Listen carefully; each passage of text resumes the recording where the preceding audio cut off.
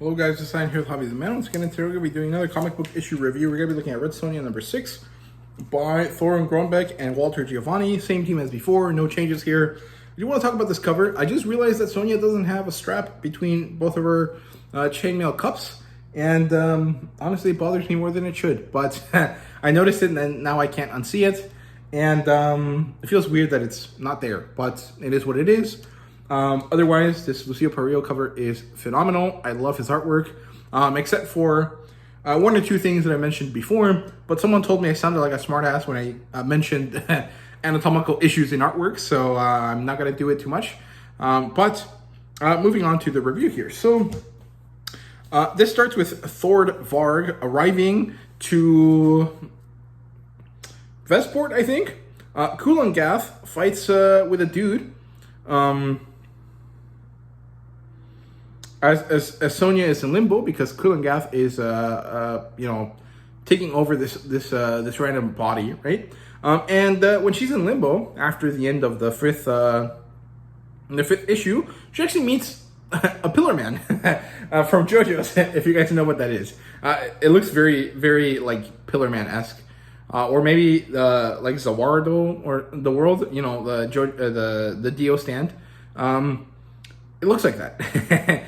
And it's weird, but it's supposed to be a god character. I think it's actually supposed to be evocative of what's that painting?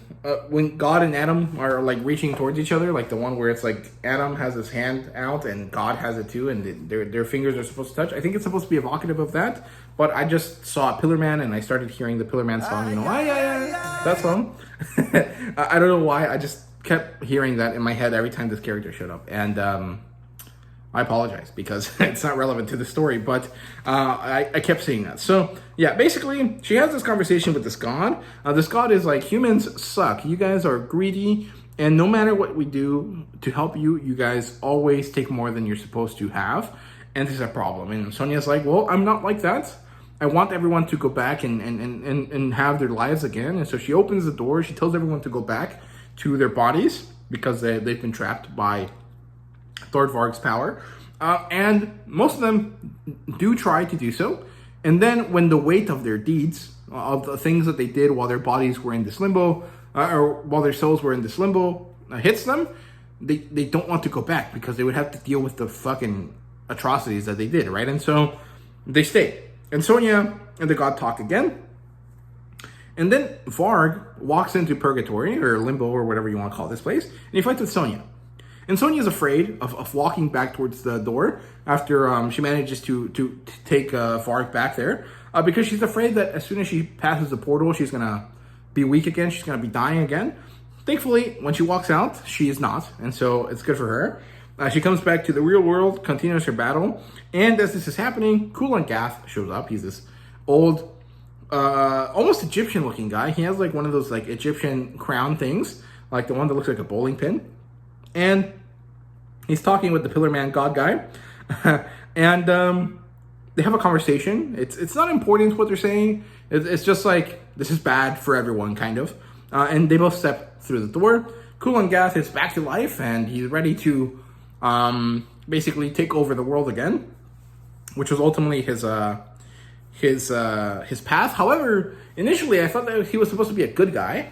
But it doesn't seem like he is, which, I kind of started seeing that a few issues ago, but they could have made that a bit clearer from the beginning, right? So, then Sonja manages to kill someone, and then she manages to, I realized that was out of order. So she manages to get her way out of the door, into the ramparts of this castle. She manages to call the Westfold people to arms, and then she manages to kill Varg. And so the battle is over. She and the god talk again, and basically she asks him for a certain amount of power. She uses it, and then she gives him back the Black Emerald, or whatever it's called. And it turns out that it's one of his eyeballs, and so he puts it back in his eye socket.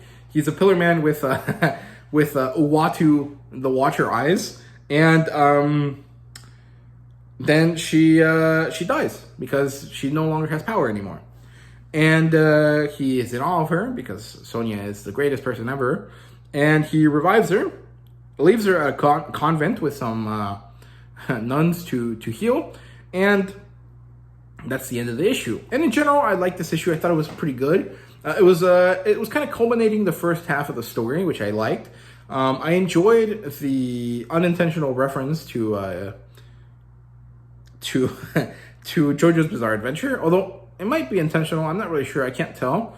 They didn't mention it, or Walter Giovanni didn't mention it on his Twitter. I might ask him about it because I think it'd be fun if it was the case. But I do think that it's supposed to be reminiscent of Christian iconography, although JoJo's takes a lot of inspiration from stuff like that too. So maybe they share the same inspiration. That's why they look similar. I'm not really sure, but I like this.